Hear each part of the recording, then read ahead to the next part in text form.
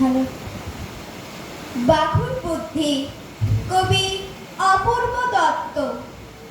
বাঘুর বয়স মাত্র 2 মাস, পড়তে যাবে বার্লিনে।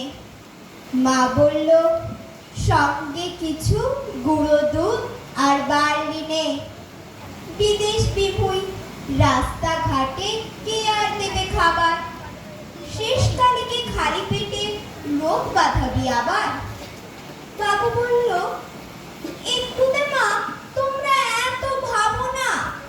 কি যে বলো, প্লেনের ভেতর খাবার কি আর পাবো না? মা বলল, আসল কথা আমরা তো বাঘ, তাই আমরা কি আর ওদের মতো চপ কাটলেট খাই? হাসতে হাসতে বলল বাঘ, আমি কি আর পাগল? খোঁজ নিয়েছি, একই প্লেনে যাচ্ছি 200 ছাগল।